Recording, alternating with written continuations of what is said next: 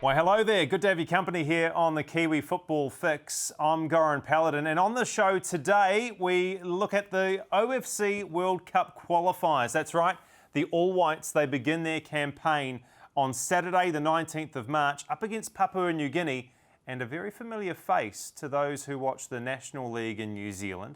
A man by the name of Tommy Semmy, used to score goals for Hamilton Wanderers. He will be on the show a little bit later on.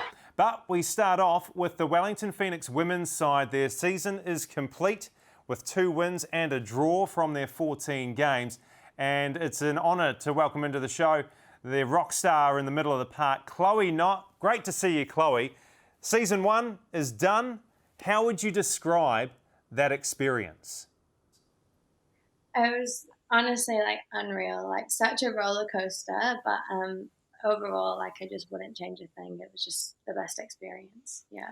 Is it a little bit hard to comprehend what you've actually been a part of? Because this is, well, it was history in the making. Our very first professional women's football team in the A-League.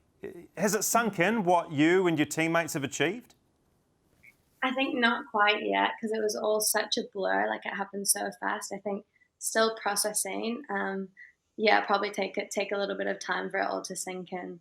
What did you make of the efforts of your squad as a whole? Because, look, I don't want to say that you're old, because you're definitely not, but comparatively, you were basically mother hen. Everybody's rocking up as a 17 or 18-year-old. What did you make of the efforts of this young and inexperienced squad? Yeah, I'm just honestly so proud of the younger girls. To come at 17 or 18 and be thrown into a professional environment without any prior experience is just unreal. And some of the performances as well were just crazy to think about when it's such a young team and there's a lot of pressure, a lot of stress gone into it. But yeah, just so proud of the girls for being able to perform. And what about for you? Because you're making your way, it's your first season in the A-League, but because of your age, 25, 26 years of age, that makes you one of the more experienced players in the squad. How did that sit with you, being one of the more experienced players? Yeah, it was really strange. I'm normally not one of the oldest, but I think obviously now I'm getting to that stage in my life where that's going to be where I'm sitting, one of the older members of the team. But yeah, I think it was weird at first, but I had Lily with me and Tilly Kramer, another Aussie, and they were my age as well. So we kind of just chatted to each other, and I think just giving advice and offering support with different experiences, because we had a lot of different experiences coming in compared to the younger girls. So how hard was it to strike up a combination and get comfortable with these women around you that you weren't overly familiar with? Yeah, I think we're lucky with the group that we have. Everyone was so open and really friendly. There were no egos, which was really cool. So we were all just there to learn. But even so, being able to get partnerships working fluidly on the field is just hard. It just takes time. And I think we only saw that towards the end of the season. So pre-season, I think, was just getting all the info in, the tactics and the system and how we wanted to play. But I think the partnerships on the field took a little bit of time to start to come together. Oh, come on, Chloe, what are you talking about? I was watching December 3rd last year. You're up against the Western Wanderers, and you come away with the very first point in Wellington Phoenix history. Take us back to that day. What was it like putting on the shirt for the first time, taking to the field and coming away with that result?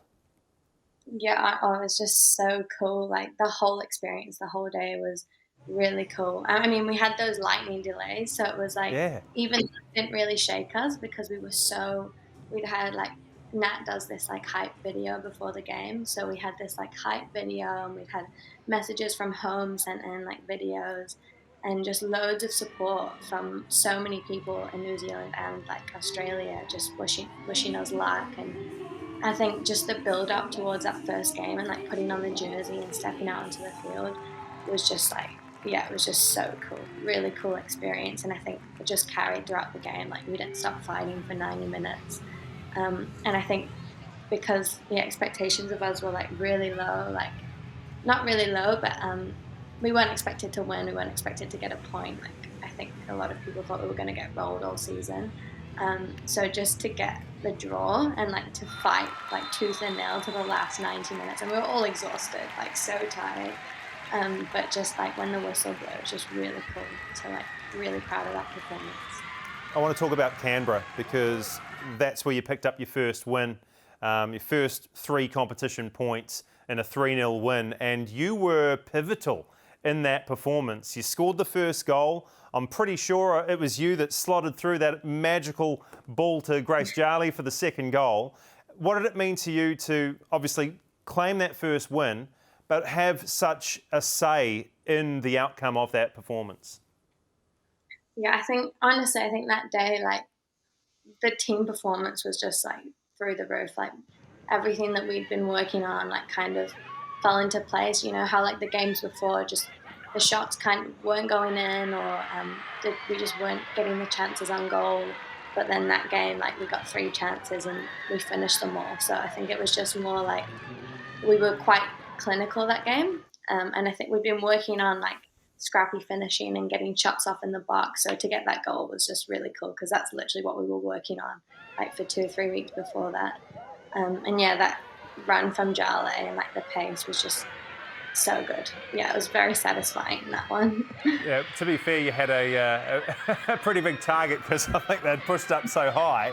You just needed to put it somewhere in the opposition half, didn't you? Yeah, basically. I think yeah, we were working on trying to be more direct as well. So again, like just everything that we'd been practicing kind of came off in the final third, which was really cool because we'd just been waiting for something like that to happen, for it to all to kind of come together in the final third. How did you celebrate that first win? You know, you can pretty much overshare on this show. It doesn't matter if look wholesome stories or not. Just tell us what happened, Chloe. Yeah. Well, the bus ride back was something. Like you had players walking up and down the aisle, dancing, singing. Like we would have Sweet Caroline going, and like the whole bus was just belting out Sweet Caroline. And then yeah, just lots of singing, lots of dancing. And then we got back to the hotel and we had like a few solo performances. I won't tell you who, but a few people got up and did a bit of solo dancing, singing. Pretty cool. Chloe, come on. You've sort of opened up the gate. Now take us down the garden path. Who was doing what now? I can't do it. I can't. That was probably half the team, but yeah, it was good. All right. It was really. Well, look, that's some of the the highs of the A-League season. But as we're well aware, there were some, let's call them teething problems in the opening exchanges. A number of heavy defeats. How difficult was that to take? You knew that it was going to be a hard road this A-League season, but when you're shipping 4 and 5 goals a game, how was that mentally, and how long did it take to recover after a performance like that? Yeah, I think especially after like the high of the first game, like to then like concede 5 in a game, it was really hard. I think that was the hardest one. I think it was the third game. And it was just so hard to come back from it. It took us like a good 2-3 days to like mentally get back up into training and come back from it. But I think like some of the scorelines didn't reflect like the performances. So I think it was hard, like, and we had to like really work to bounce back in training. But we also knew that we were performing well and like we were doing what we wanted to do and we were playing how we wanted to play, and we would like just trusting like blind faith that it was going to pay off and that we were actually doing better than what the scores showed. But yeah, I think just having so many losses and not having anything to show for it was tough. Yeah. Hey Chloe, do you have any idea when the Wellington Phoenix Women's Awards Night is? I have no idea actually. I've not heard anything. Do you know? Well, I can come up with an awards show right now if you like. Can you help me with it? Go on then. Okay, so let's find out who is the Wellington Phoenix Women's Player of the Year according to Chloe Knott. Player of the Year, I think you could give it to definitely a number of people. Like Lily was amazing in goal. Like she saved us so many times. And then like Jale, she got 6 goals and like she performed really well. And then Kate at the back, Mac, they were like solid all season. Alyssa was really good. Like Zoe. You're just naming a lot of people here, Chloe. I just need one name. I just need one name for Player of the Year. I literally can't. Sorry. I'm going to... I think it was... Look, we'll give it to the first name out of your mouth. It was Lily Alfeld. Yeah, go on then. Skipper, goalkeeper for the Wellington Phoenix is Player of the Year, according to Chloe Knott. What about most improved? Because that was one that always got handed out in like junior football level. So most improved. Most improved. I don't know, actually. I'm not sure. I think a few of the Aussies that had to like step in for the last games did really well because like Hannah Jones, she didn't start the first few games, but we really needed her for the last part of the season and she just stepped up and she was really good, yeah. Well done, Hannah. A certificate for a Coca-Cola and a meat pie is heading your way. Most popular. I don't mean this to sound like an end-of-year school book, but most popular in the Wellington Phoenix camp. Most popular? Don't know. Maybe like honestly Nat. She was like, everyone loves Nat. Like all the players, like coaches. She's just a great person. Can you give it to a coach? We've given it to a coach. Congratulations, Nat. Most likely to succeed, which is interesting because you all are a success story. But who's going to go on to bigger and greater things? I think a lot of the young girls have like huge futures. Like really excited to watch them. But I think has to be Kate. I would say either Kate or Alyssa. Okay. Or Zoe. Or I don't know. I think a lot of the young girls, to be honest. I can't decide. You've got to stop sitting on the fence, eh? I mean, I didn't think you were going to be this bad as a scrutineer, but you're all I had, Chloe.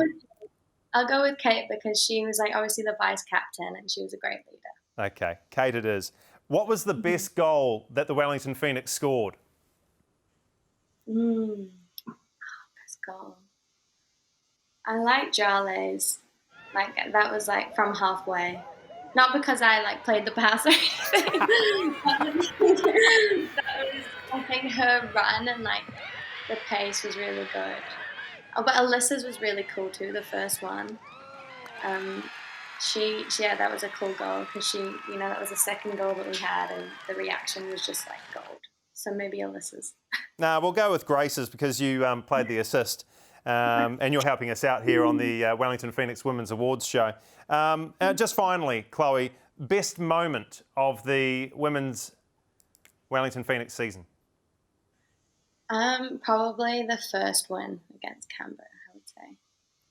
Oh, there you have it. The awards show with myself, Goran Paladin, and Wellington Phoenix women's player Chloe Knott. We thank you very much for your time. Hey, just before you go though, Chloe, and thanks so much for being a good sport. What do you do now? The Phoenix season is over, so where do you go? What do you do? Well, I'm back to work on Monday. So I'm like back in the office. I work for the phono as a family start worker, so I'm back in the office. But after a break, I'll be training again, getting ready for next season. Hopefully they want me back. I'm pretty sure they'll have you back. Yeah, I'm confident of that. And just lastly, before I let you go, your aspirations to represent the nation of New Zealand, the football ferns, they're still burning bright? Yeah, definitely the end goal. I think it's been like that for like 10 years, so I'm definitely going to stick around for a while until I get there. Good stuff, Chloe. You've been an absolute champion today on the Kiwi Football Fix. I thank you very much for your time, and thank you for your efforts on the football field in black and yellow. You've been awesome, Thanks. and can't wait to see you again on the football fields around New Zealand this time around. Sounds good. Thank you so much. Just over a week's time, the OFC WCQ, that's the Oceania Football Confederation World Cup qualifying campaign. It begins in Qatar, starts for the All Whites on Saturday, the 19th of March, up against Papua New Guinea. And in that squad is a very familiar face to New Zealand football fans, a man who plied his trade with Hamilton Wanderers in the National League. His name is Tommy Semmy, and he joins us on the Kiwi Football Fix. Tommy, great to have you with us. Where do you come to us from today, mate? Thanks for having me in Melbourne at the moment. Yeah, the bigger things coming up in a few weeks' time. So, yeah, I'm ready and pumped. Mate, come on, just tell us the tea. How is Papua New Guinea going to beat the All Whites in their first game of the OFC World Cup qualifying campaign? Oh, mate, to be honest, it's going to be a lot of work for us, team, to put it up, to get that result. It's not easy, we already knew that it's going to be a hard game for us. And to play New Zealand, we just got to work extra hard to win the game. As a team, we always encourage one another and, tell them that, we're not into that level as New Zealand players are, but we just got to understand that it's a football. It's the only thing that we play. So everything we do in the field must be, a part to it. So to be the best, you have to work your heart off in the game, and you come up with a result. So I know the boys are looking forward to it, and when it comes to this kind of big tournament, I know my brothers back in couples now, they're in Qatar, they're gonna give everything, and either lose or win, we give everything. We just go in there and die for our country. That's what we're gonna do. Great attitude, Tommy. Yeah. Great attitude to have. When you look at the All Whites, though, where do you think they might be weak? Where do you think that you and your teammates might be able to expose them in that first hit out? For me, for them, for their team, they all, the strongest side. I don't see any weaknesses in them. But for us, I think I'm pretty confident. Like from up top, as me and the other lads, I think that if their defense is not that quite faster, we might beat them on the pace. But it's all up to us to be more smarter when we go into final third. So that's the only thing. But apart from that, you can't break easy on New Zealand. Like they're all like solid like rocks. So that's the only little thing. We got pace, but it's up to us to be more, confident and be wise, decision making in the final third. That's the only thing I'm going to say. Something that might be able to help you out, Tommy, is they've named their squad for the campaign, and they're without the likes of Michael Boxall, Sarpreet Singh and Ryan Thomas, all out injured.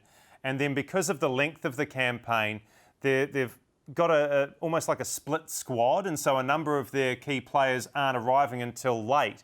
The likes of Chris Wood, Libby Kakache, Stefan Marinovic, their first choice goalkeeper, Joe Bell, the heart of the midfield. So does that give you any faith or even more confidence that you can tip over almost an All Whites B team? Yeah, mate. To be honest, I am confident, and like without the presence of the players that you mentioned, I think give me the self belief for me and my team that we can do something. It's not in sake of underestimate the New Zealand side, but we just gotta push hard now, like I said earlier on. So yeah, we'll be good, and I'm confident we'll be okay. And if you didn't need it, but I'll provide it to you anyway, motivation for this encounter against the All Whites. The last time you played New Zealand was in the OFC Nations Cup final in Port Moresby 6 years ago, 2016. Shall we go over old ground? Do you want to? Because, I mean, it was probably quite painful for you. It's easy. Go ahead, man. Should we just get rid of it and forget about it? It's already been gone, so it's all good with me. Easy. No problem. Go ahead. What happened in that match? Because you were pretty much odds on to win. The All Whites weren't great in that tournament from memory, and you held them at 0 right through until penalties. Do you feel like you didn't quite get the rub of the green or the result you deserved that day in 2016? Yeah, 100%. Like, to be honest, most people were saying, the one that watched the game, and also us players, we believe that this is our day, but it didn't happen. So Like for me and the lads, we were saying we should win that game, but like I say, it's not happening. So it's got to make use of those little chances that we have, but we didn't. So for them, they make use of it. So they deserve to get a win. But the game was unreal, mate. Like playing against the top side, even though they're missing some of their players, but they still play the same style of football and their quality. For us, we know their quality, so we have to put ourselves more up to their standards. So, and then you see the game is totally different today. So, yeah, I can't. Still talking about it, I can't forget the day. How long did it take you to get over that result? Mate, it took me almost 3 weeks, almost a month. Like I can't forget about that game. Like, and some of the chances that, especially me, I should put it away, keep it safe, deflect. And yeah, with the other boys too, same thing. They didn't forget the game for almost a week or two. So yeah, it's been frustrating, but it is what it is. That's football. That's football Yeah, and that's life, Tommy. But how big a yeah. part do you reckon this will play in your build-up to the All Whites game in Qatar? Do you think it'll get much airtime? The squad will be discussing that result and trying to avenge that defeat? I think I think the squad pretty much 99% of the squad is all the boys that we play against New Zealand, and it's only 5 or 6, I'll say, the new boys in the squad. But the core of the team is still there. So I'm pretty sure if New Zealand not careful, we might give them a good run. So I'm pretty sure, like, and for us too, we need to be more smarter when we play, like I mentioned earlier on, which all the players that call up from New Zealand, they are the best, and they play in the big leagues, and they have experience, and they dare to do business. So for us, same thing. But all at the end of the day, you have to be more smarter in the game and do the right thing. You get a win. Well, Tommy, we wish you all the best for that. Good luck against the All Whites. But just before I let you go, you're in Melbourne at the moment. You're playing in the Victorian NPL. When are we going to see you back in New Zealand? Because your feats for Hamilton Wanderers, they are of legend, you know. So when are you going to be back in New Zealand and scoring goals on New Zealand football pitches? 100%. That's a good question. You will see me maybe after 1 or 2 years, and I'm not gonna deny to you, Hamilton is my home. So yeah, I'll be back with the Wanderers, and keep the Blue Army flag flying again, and we'll see where football takes me. Retire and then do something apart from football. But you will see me end up in New Zealand, no doubt. You will see me back in New Zealand. It's my second home, and it's gonna be Hamilton. I'm sure Hamiltonians are very pleased to hear that you're not going to go to Auckland or Wellington or Christchurch. Tommy, great to catch up. No, Good luck on the tour to Qatar, the OFC World Cup qualifiers. Just take it easy on our All Whites because, we want to progress as well. But thanks so much for your time today on the Kiwi Football Fix, my friend. no worries. Anytime for the Kiwis. And have a good day, bro. You too, man. Ciao. You too. And of course, thanks to Chloe Knott before Tommy. And thank you to you for checking out another episode of the Kiwi Football Fix. We'll see you next week at the same time. Just a reminder though, the Wellington Phoenix men's side, they will or will not play in the A-League. Hopefully it doesn't rain and hopefully the pitch is playable. They've got the Brisbane Roar Saturday night 7:05. Check that out at the weekend. Otherwise, we'll catch you next time on the Kiwi Football Fix. Ta-da.